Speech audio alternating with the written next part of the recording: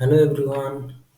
आज चाहिँ मैले हामीलाई दिएको स्ट्रिङ प्यालिन्ड्रोम हो कि होइन भनेर चेक गर्ने एल्गोरिदम प्र्याक्टिस गराउने छु हजुरहरूलाई।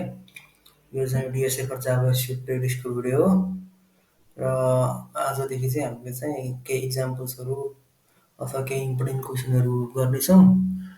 अँ, र ढिला नगरिकन यो भिडियोलाई अगाडि बढाएँ है त।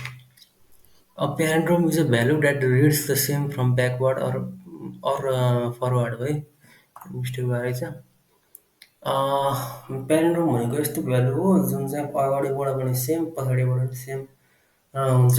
जस्तै फर इक्जाम्पल म्याडम, म्याडममा चाहिँ अगाडिबाट पढ्दाखेरि पनि सेम भ्यालु हुन्छ, पछाडिबाट पढ्दा पनि सेम भ्यालु हुन्छ है। Palindrome string remains the same whether the return forward or backward.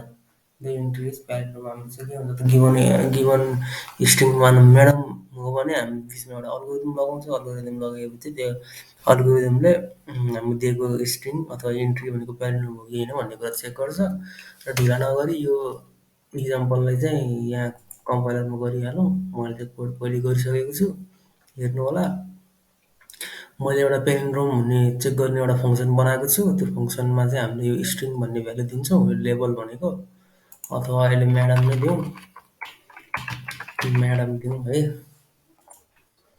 Madam दिउँ अनि प्यालिन्ड्रोम यसरी हामीले स्ट्रिङ चाहिँ हामीले प्यालिन्ड्रोमलाई दिन्छौँ, प्यालिन्ड्रोम भन्ने फङ्सनलाई।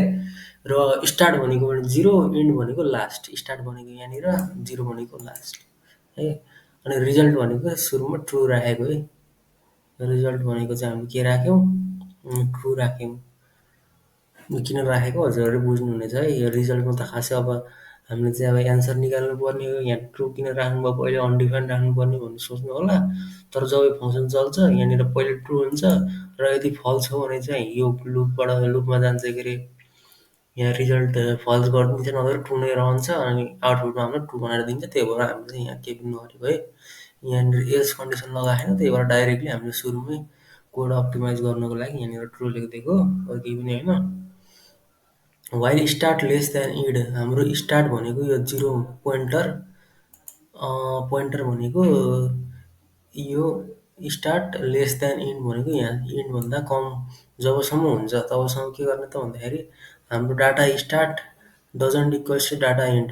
हाम्रो स्टार्ट र इन्ड चाहिँ सेम हुनु पर्यो। यदि छैन भने चाहिँ के गरिदिने, फल्स रिटर्न गरिदिने। तर यदि छ भने के गर्ने, अगाडि बढ्दै जाने। जस्तै यहाँ स्टार्ट प्लस प्लस गरेको छु, सुरुमा अब स्टार्ट 0 हुन्छ, त्यसपछि 1 हुन्छ अनि इन्ड पनि के हुन्छ, 1 ले घट्छ।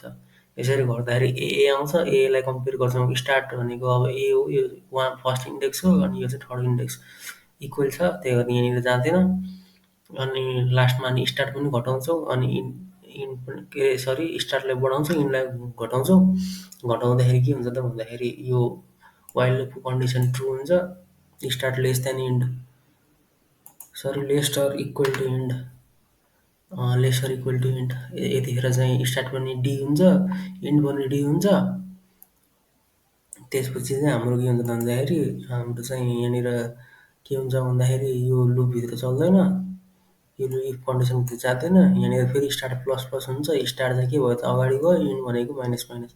अब के हुनुभयो त स्टार्ट चाहिँ ग्रेटर हुनुभयो इन्डभन्दा। यहाँ डी मिड पोइन्टभन्दा अगाडि गइसकेपछि स्टार्ट यता गयो, इन्ड चाहिँ के हुन्छ अलिक पछाडि आउँछ। त्यही भएर स्टार्ट के हुन्छ त, स्टार्ट चाहिँ ग्रेटर भयो है इन्डभन्दा। त्यो बेलामा चाहिँ अब हामीले चलाउनु पर्दैन यो लुपलाई। चाहिँ स्टार्ट अगाडि गइसक्यो, हामी चेक गर्नुपर्ने इलिमेन्टभन्दा पनि, त्यही भएर हामीले चलाउँदैनौँ। जब मिड पोइन्ट आउँछ तब चाहिँ के हुन्छ, यो लुप पनि स्टप हुन्छ। त्यही भएर यहाँनिर इक्वल्स टु किन नराखेको भन्दाखेरि अब हामीले चाहिँ त्यही मिस्टेकली मैले चाहिँ इक्वल्स टु नराखेको हो। ठिकै छ, अब यो चेक गरौँ है त। ट्रु आउँछ है। हामीले म्याडम